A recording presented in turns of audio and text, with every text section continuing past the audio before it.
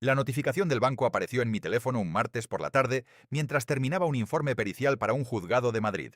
Decía que se habían cargado casi 5.000 euros en 4 billetes de avión con destino a Tenerife. Me quedé inmóvil. No había comprado ningún viaje. Pensé en un error del sistema, llamé al banco y pedí cancelar el pago. La empleada guardó silencio unos segundos antes de responder con una frase que todavía recuerdo palabra por palabra.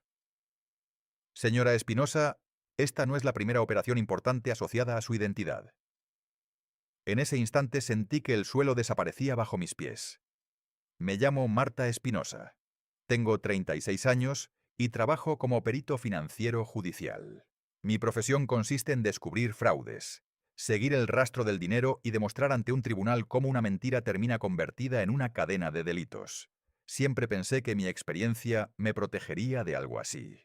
Nunca imaginé que el caso más difícil de mi vida tendría mi propio apellido. Vivía sola en un apartamento cerca del centro de Madrid. Mi trabajo ocupaba casi todo mi tiempo, pero me gustaba. Mis padres, Carmen y Javier, seguían viviendo en la casa familiar del barrio de Chamberí. Mi hermano mayor, Alejandro, había abierto un restaurante unos años antes. Las cosas nunca parecían ir demasiado bien para él, aunque en las reuniones familiares siempre aparecía con ropa nueva, un reloj caro o algún proyecto prometedor. Mi madre repetía que había que apoyarlo porque emprender era muy difícil. Yo ayudaba cuando podía, aunque jamás entregaba dinero sin justificarlo.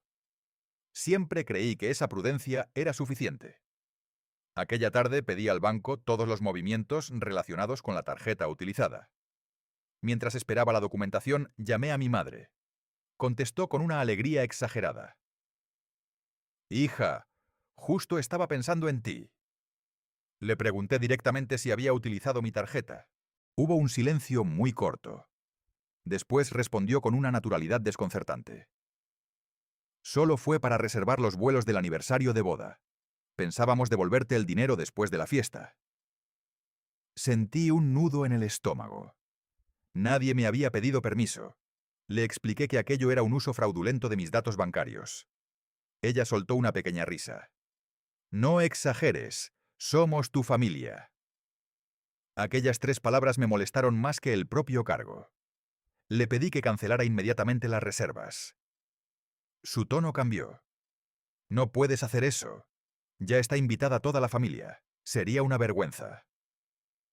Colgué sin despedirme. Minutos después recibí la documentación preliminar del banco. Había algo que no cuadraba. El número de tarjeta coincidía, pero aparecían otros productos financieros asociados a mi documento de identidad que yo nunca había solicitado. Pensé que debía tratarse de un error administrativo. Al día siguiente pedí un informe completo de mi historial crediticio. Mientras esperaba la respuesta, seguí trabajando como si nada hubiera ocurrido. Sin embargo, empecé a recordar pequeñas situaciones que hasta entonces había considerado insignificantes. Mi madre insistiendo en guardar fotocopias de mi documento por si hacía falta. Mi padre preguntándome con demasiada frecuencia cuándo renovaba el DNI. Alejandro pidiéndome que firmara unos papeles en blanco hacía años porque, según él, eran documentos para una subvención que finalmente nunca llegó. Nunca firmé aquellos folios, pero la insistencia había sido extraña. 2 días después llegó el informe. Lo abrí convencida de que encontraría un único error. Encontré 7. Había 3 tarjetas de crédito abiertas a mi nombre, 2 préstamos personales ya amortizados parcialmente, un crédito de elevada cuantía todavía vigente y algo todavía peor. Una refinanciación hipotecaria vinculada a la vivienda de mis padres utilizando mi identidad como garante principal. Mi respiración se volvió irregular. Revisé una y otra vez los datos buscando una explicación lógica. No existía. Las fechas se extendían durante casi 9 años. Alguien había utilizado mi nombre de forma sistemática. Lo primero que pensé fue en una banda organizada dedicada al robo de identidad. Lo segundo fue mucho más difícil de aceptar. Todas las direcciones de contacto utilizadas coincidían con la casa donde crecí. No quería creerlo. Preparé una carpeta, imprimí cada documento y conduje hasta Chamberí sin avisar. Mi madre abrió la puerta sonriendo, pero la expresión desapareció al ver los papeles en mi mano. Mi padre levantó la vista desde el salón.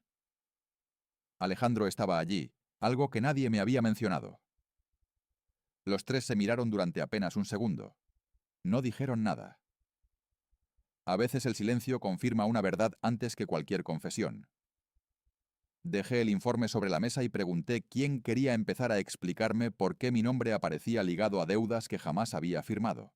Nadie respondió de inmediato, pero la forma en que mi madre cerró lentamente la puerta detrás de mí me hizo comprender que aquella conversación cambiaría mi vida para siempre. Mi madre fue la primera en romper el silencio. No levantó la voz ni intentó negar los documentos.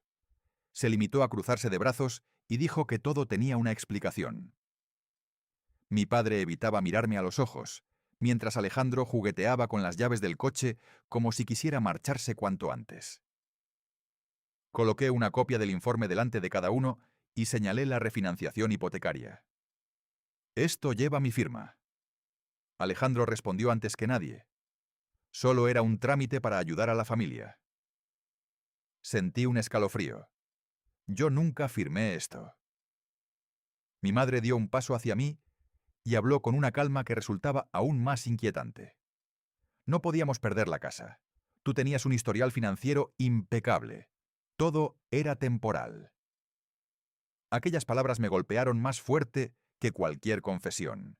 No hablaban como personas arrepentidas. Hablaban como si hubieran tomado una decisión perfectamente razonable.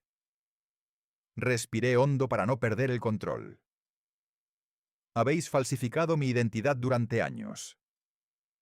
Mi padre finalmente intervino con voz cansada. Las cosas se complicaron cuando el restaurante de Alejandro empezó a perder dinero. Miré a mi hermano. Bajó la cabeza unos segundos antes de responder. Solo necesitábamos un préstamo puente. Después llegaron otros gastos. Mi madre continuó la historia con absoluta naturalidad. Primero utilizaron una tarjeta de crédito porque el banco rechazó la solicitud de Alejandro. Después apareció otro préstamo para cubrir las deudas del restaurante. Más tarde, refinanciaron la hipoteca de la vivienda familiar para evitar el embargo. Cada vez que surgía un nuevo problema, recurrían a mi nombre porque, según ella, era la única manera de proteger a todos. Mientras hablaba comprendí algo aterrador. No se trataba de una decisión desesperada tomada una sola vez. Habían construido todo un sistema alrededor de mi identidad. Les pregunté quién había preparado la documentación. Mi madre respondió demasiado deprisa. El notario lo arregló todo. Aquella frase hizo saltar una alarma en mi cabeza. Ningún notario podía validar documentos firmados por una persona ausente sin asumir enormes riesgos legales. ¿Qué notario?, pregunté. Mi padre dudó antes de responder. Raúl Mendoza. Conocía ese nombre. Había aparecido en varios procedimientos civiles relacionados con operaciones inmobiliarias sospechosas, aunque nunca se había demostrado nada. Aquello ya no parecía un problema exclusivamente familiar. Pedí ver todos los contratos originales. Mi madre negó con la cabeza. No hace falta remover el pasado. Saqué el teléfono y fotografié los informes delante de ellos. Alejandro se levantó de golpe. ¿Piensas denunciarnos? Lo miré fijamente. Todavía no. Primero quiero saber toda la verdad. Mi madre aprovechó esa respuesta para acercarse.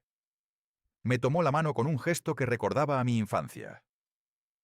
Marta, eres inteligente. Sabes que un escándalo destruiría a esta familia. Los bancos solo quieren cobrar. Nosotros iremos pagando poco a poco. Retiré la mano. ¿Con qué dinero? Nadie contestó. Al salir de la casa recibí una llamada del departamento de cumplimiento del banco.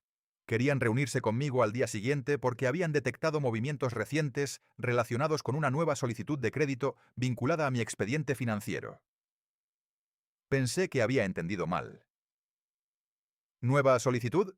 La empleada confirmó la información.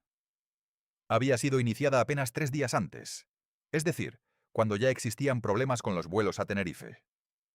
Aquello significaba que alguien seguía utilizando mi identidad incluso después de que empezaran las primeras sospechas.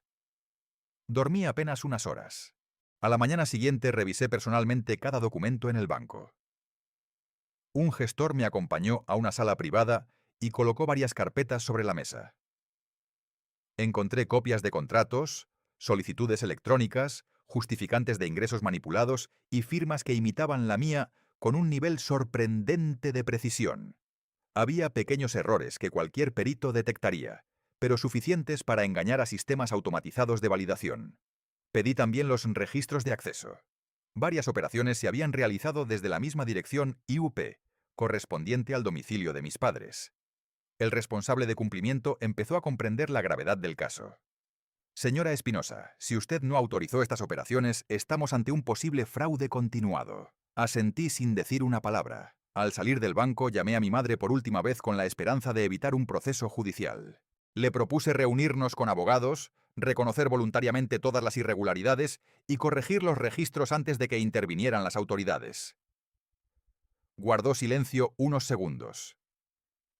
Después respondió con una frialdad que nunca le había conocido. Si haces eso, dejarás a tu padre sin casa, a tu hermano en la ruina y destruirás 45 años de nuestra familia. ¿Eso es lo que quieres? Antes de que pudiera responder, añadió algo que terminó de romper la poca confianza que aún conservaba. Además, ya hemos empezado otro trámite. Si colaboras, nadie saldrá perjudicado. La llamada terminó. Me quedé inmóvil en la acera, sujetando el teléfono con fuerza.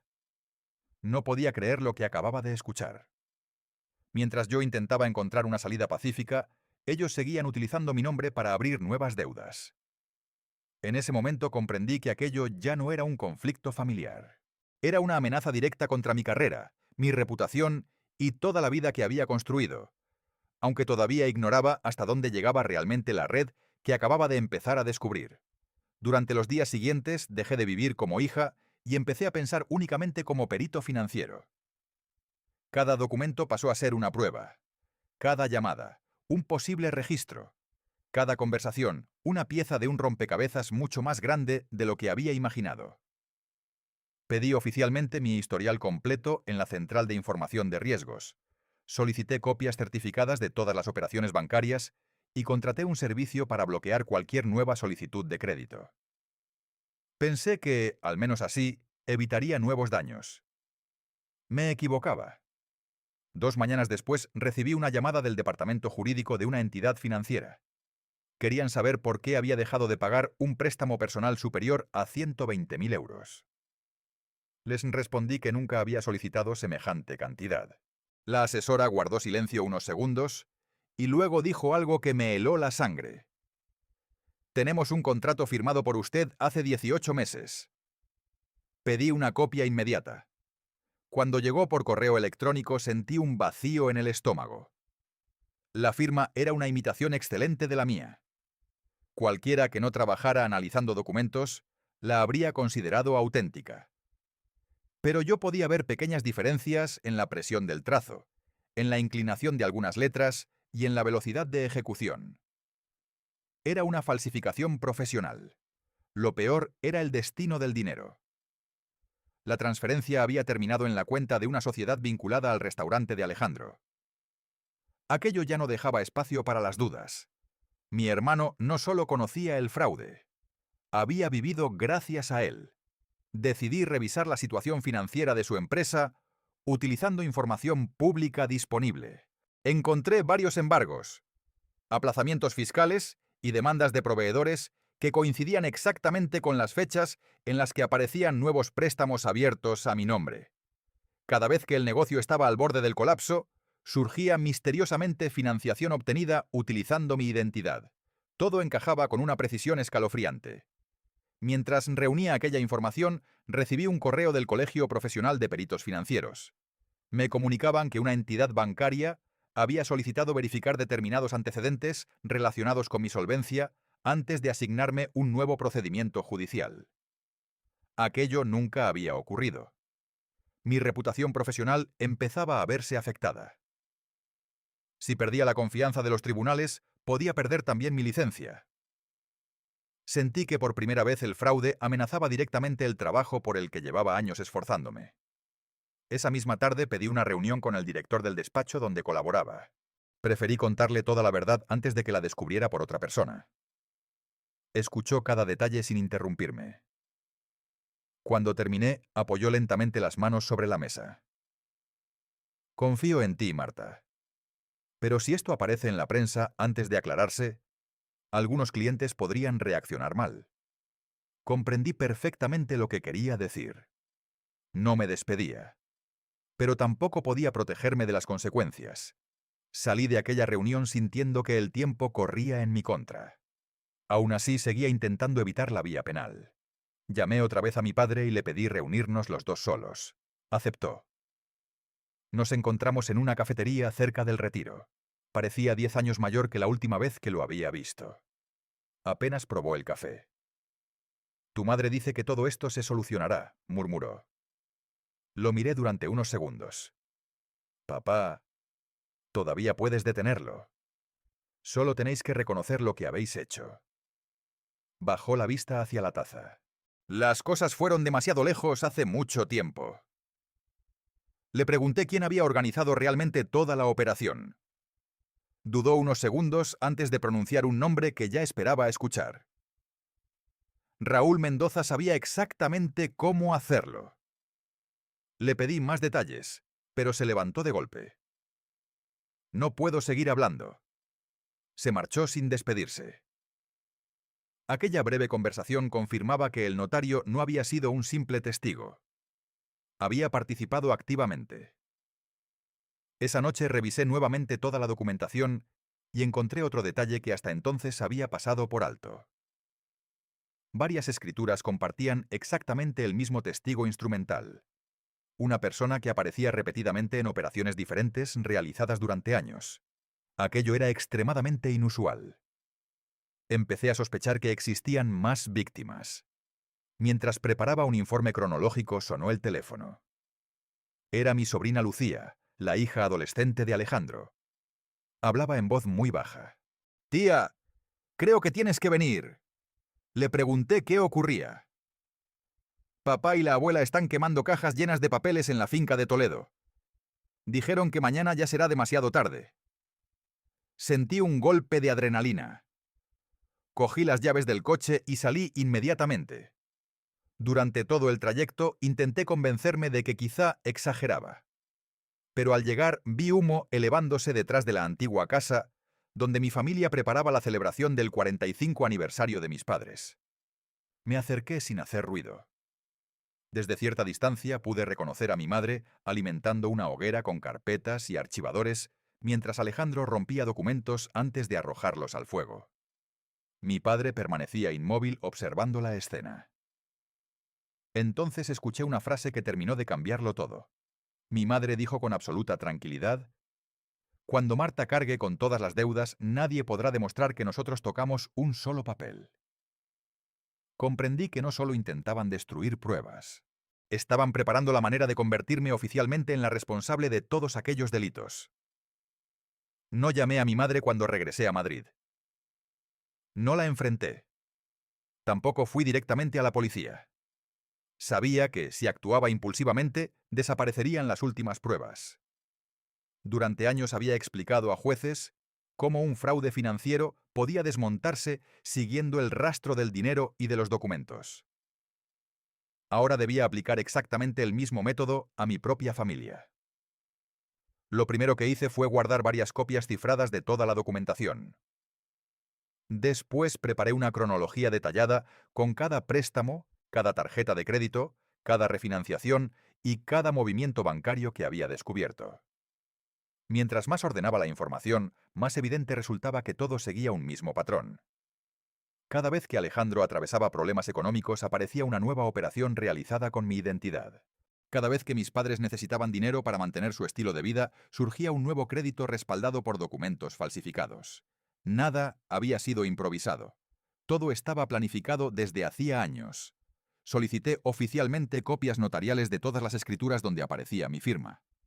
Algunas tardaron varios días en llegar, pero cuando las tuve delante, confirmé mis sospechas. Las firmas eran falsas.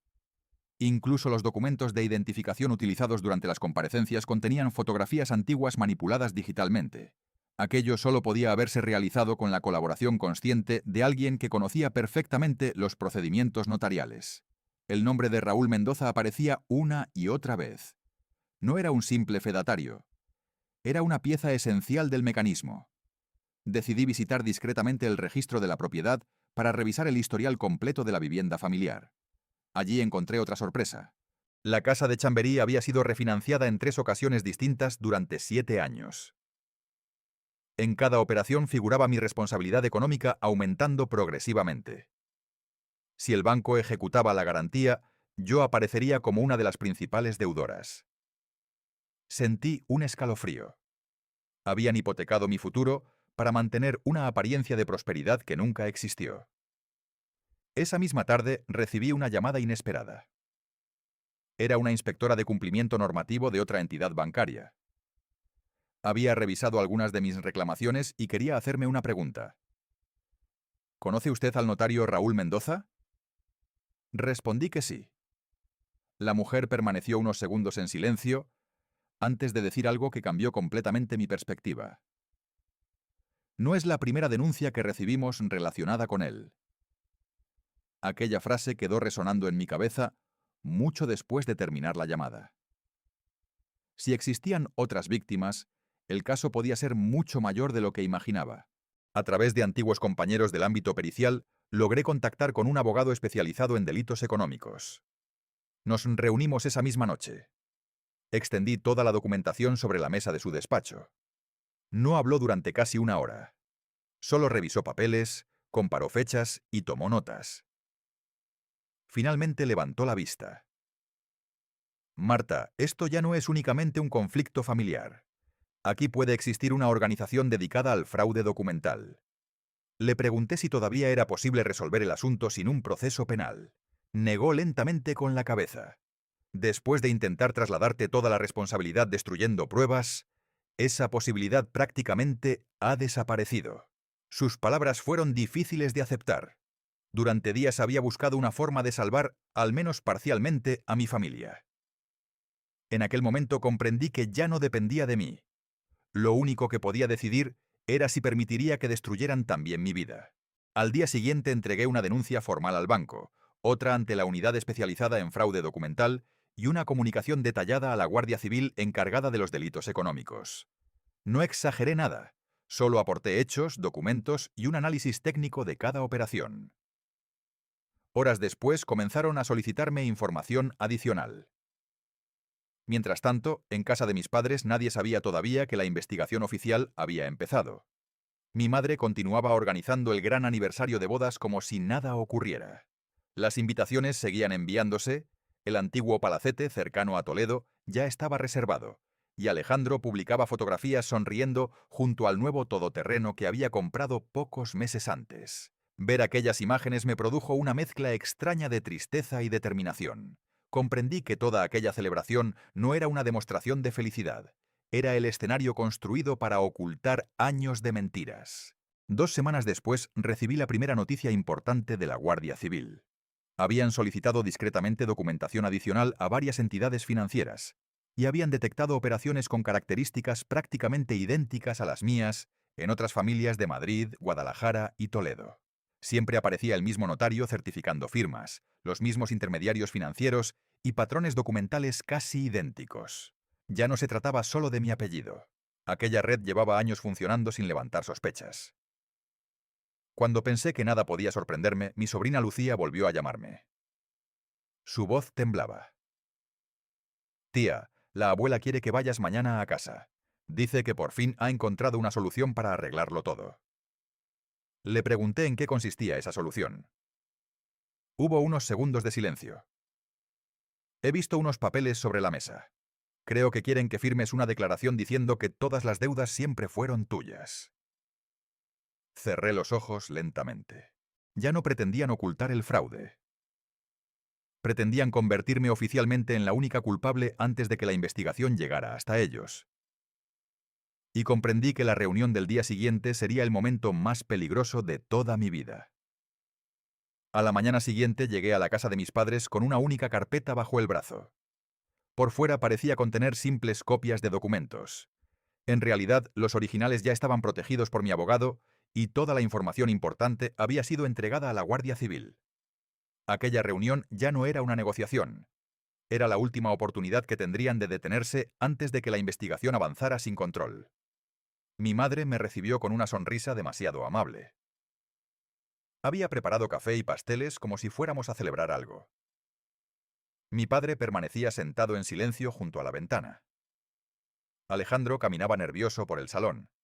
Sobre la mesa había una carpeta azul. No tuve que abrirla para imaginar su contenido. Mi madre habló primero. Sabía que vendrías. Siempre has sido la más responsable. No respondí. Esperé. Ella deslizó lentamente la carpeta hacia mí. Solo tienes que firmar esto. Después todo terminará. Abrí el documento. Era exactamente lo que Lucía había descrito.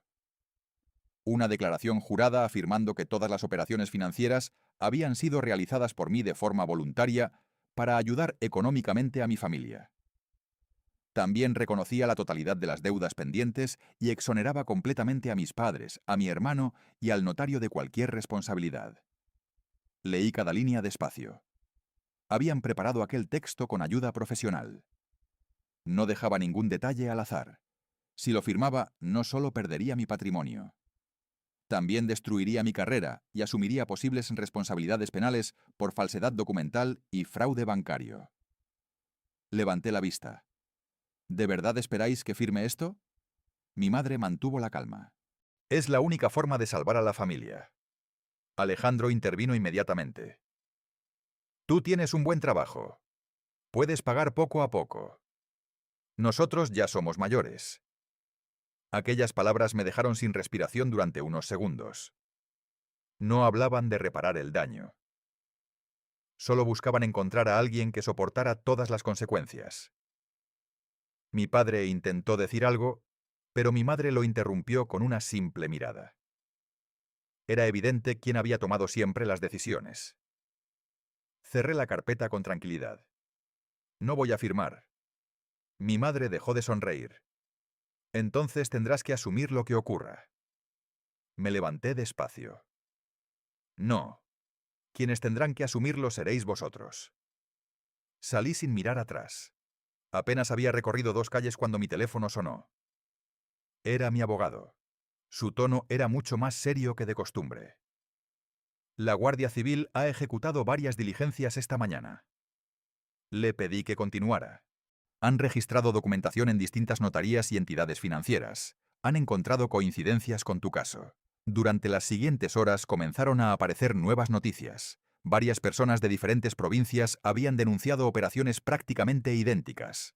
Cambiaban los nombres, las cantidades y las propiedades, pero el procedimiento era el mismo. Familiares utilizando identidades ajenas con documentación validada por el mismo notario o por personas relacionadas con él. El caso empezaba a adquirir una dimensión nacional. Esa misma tarde recibí una llamada de la inspectora que llevaba parte de la investigación bancaria. Necesitamos que revise unas firmas. Me presentó varios documentos pertenecientes a personas que jamás había visto. Sin embargo, reconocí inmediatamente ciertos patrones. Las falsificaciones seguían exactamente la misma técnica utilizada con mi identidad. Incluso algunos errores eran idénticos. Al terminar el análisis, la inspectora respiró profundamente. Esto confirma que no estamos ante hechos aislados. Mientras tanto, mi familia seguía preparando la celebración del 45 aniversario de mis padres. Las redes sociales se llenaban de fotografías del histórico palacete cerca de Toledo donde tendría lugar la fiesta. Flores, músicos, decoración, coches de lujo y una lista de casi 200 invitados entre familiares, empresarios, vecinos y miembros de su comunidad parroquial. Vi aquellas imágenes con una sensación extraña. Durante años habían invertido enormes cantidades de dinero para mantener una reputación impecable. Ahora comprendía que gran parte de aquella imagen pública había sido financiada utilizando mi nombre.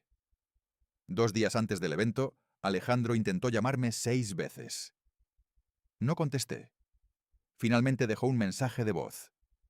Sonaba agotado. Marta, todavía podemos arreglar esto.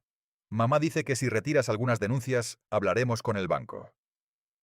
Aquella propuesta llegaba demasiado tarde. Ya no dependía de mí detener el procedimiento. Horas después fue mi padre quien llamó. Su voz apenas era un susurro. No quería que todo terminara así. Permanecimos unos segundos en silencio. Después añadió algo inesperado. Raúl está intentando salir del país. Aquella información fue comunicada inmediatamente a los investigadores. Al día siguiente supe que ya existían medidas para impedir cualquier intento de fuga. El círculo empezaba a cerrarse. La víspera de la celebración recibí un último sobre sin remitente en el buzón de mi apartamento. Dentro había una copia de la declaración falsa que me habían pedido firmar y una nota escrita a mano por mi madre. Solo contenía una frase. Todavía estás a tiempo de salvar nuestro apellido. Doblé cuidadosamente el papel, lo guardé junto al resto de las pruebas y comprendí que, incluso en aquel último intento, seguía sin importarle mi vida, mi profesión o mi futuro. Solo quería proteger la mentira que habían construido durante tantos años. A la mañana siguiente me dirigí al antiguo palacete donde cientos de invitados estaban a punto de brindar por un matrimonio aparentemente ejemplar, sin imaginar que, mientras sonaban los primeros discursos, varias patrullas de la Guardia Civil ya se encontraban de camino con órdenes judiciales que cambiarían para siempre el destino de toda mi familia. Llegué al antiguo palacete cerca de Toledo poco antes del atardecer. El lugar parecía sacado de una revista. Habían instalado una carpa transparente sobre los jardines.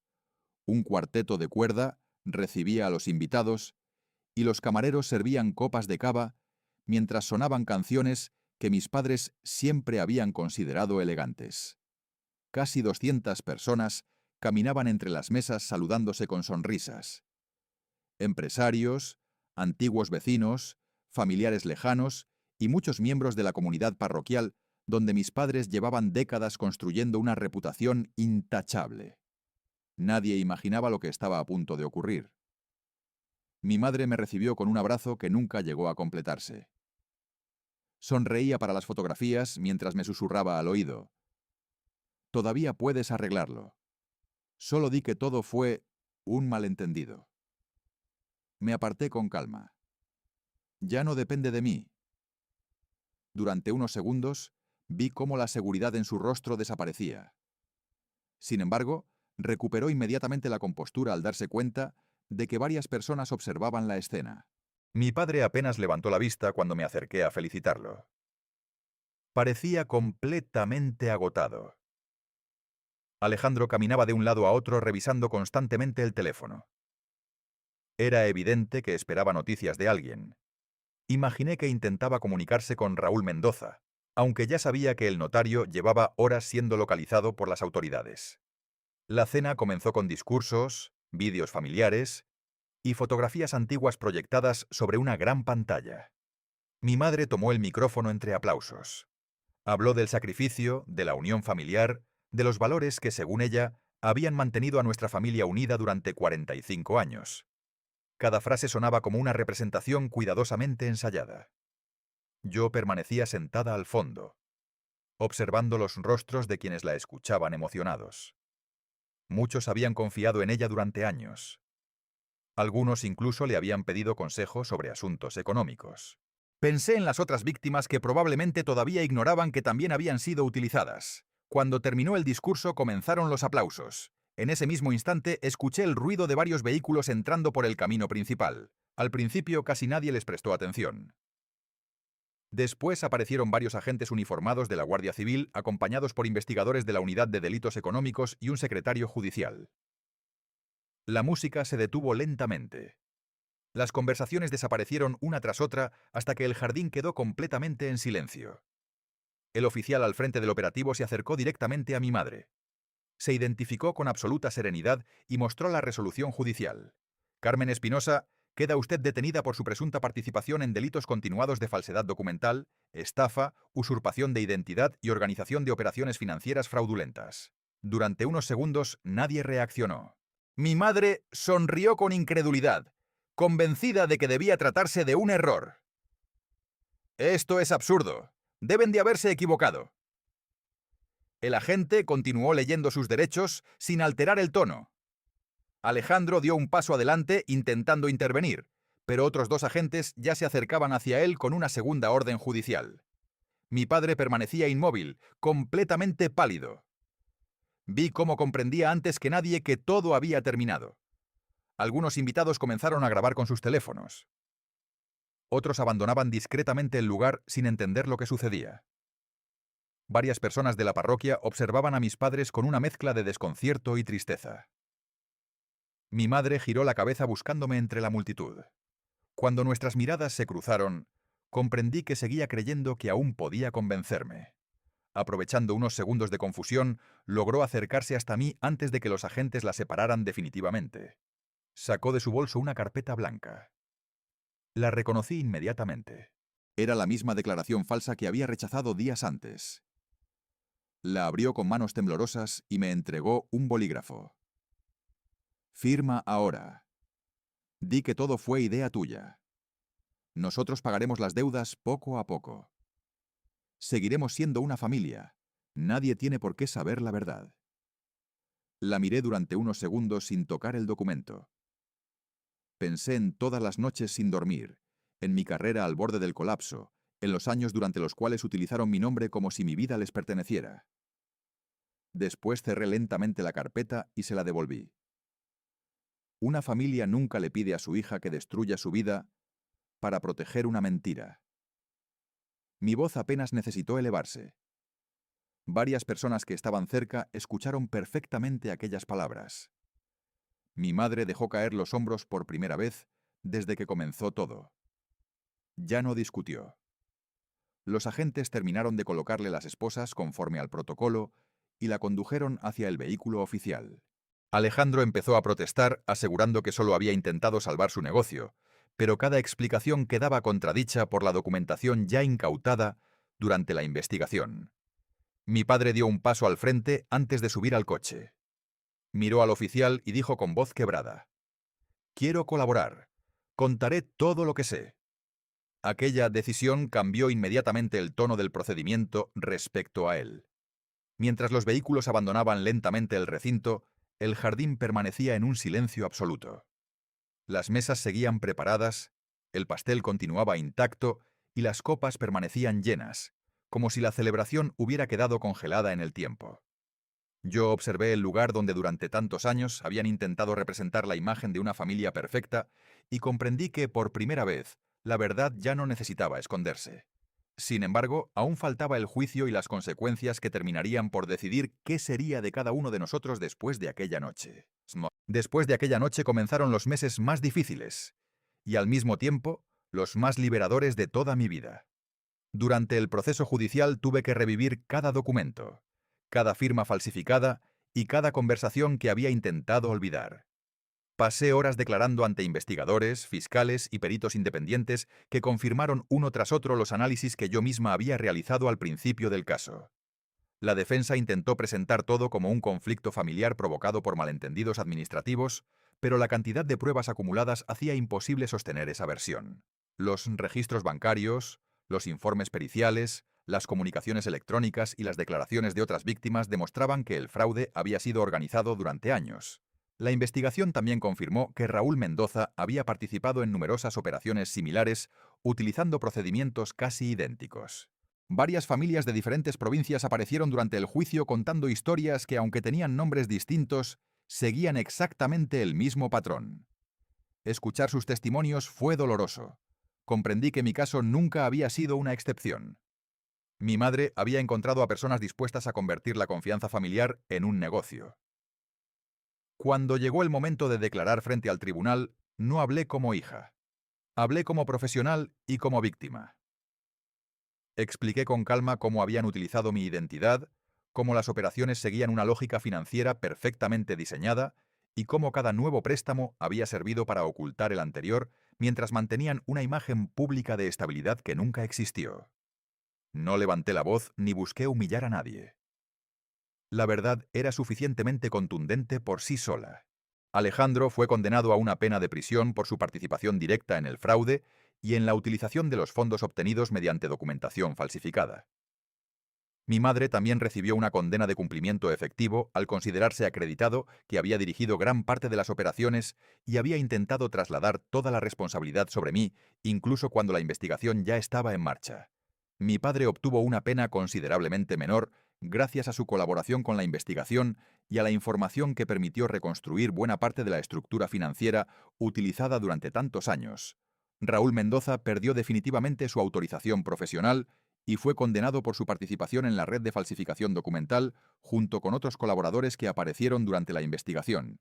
Cuando el tribunal declaró oficialmente anuladas todas las obligaciones financieras creadas mediante el uso fraudulento de mi identidad, sentí una tranquilidad que llevaba demasiado tiempo sin conocer. Meses después, los bancos eliminaron completamente aquellas deudas de mi historial. Mi calificación crediticia fue restaurada y el colegio profesional confirmó que mi licencia permanecía intacta. Aquella carta significó mucho más que una simple resolución administrativa. Era la confirmación de que había recuperado mi nombre. Poco después tomé una decisión que muchos no comprendieron. La antigua casa familiar de Chamberí salió finalmente a la venta como consecuencia de las resoluciones judiciales. Después de pensarlo durante semanas, participé legalmente en el proceso de compra. No lo hice por nostalgia ni por revancha. Lo hice porque allí seguía viviendo mi abuela Isabel, completamente ajena durante años a gran parte del fraude organizado por sus propios hijos. Cuando pude entregarle las llaves y decirle que nadie volvería a obligarla a abandonar aquella casa, entendí que por fin estaba cerrando una etapa de mi vida. También dediqué mucho tiempo a mi sobrina Lucía. Había sido ella quien, sin saberlo, me permitió conservar pruebas decisivas cuando decidió llamarme aquella noche desde la finca cercana a Toledo. La ayudé a revisar su historial financiero, protegimos su documentación personal y le enseñé cómo controlar cualquier intento de utilización indebida de su identidad.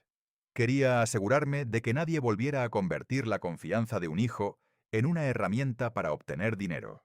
Con el paso del tiempo, regresé plenamente a mi trabajo como perito financiero judicial.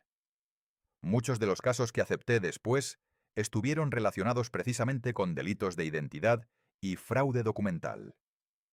Cada informe que firmaba me recordaba que incluso los delitos mejor planificados terminan dejando un rastro.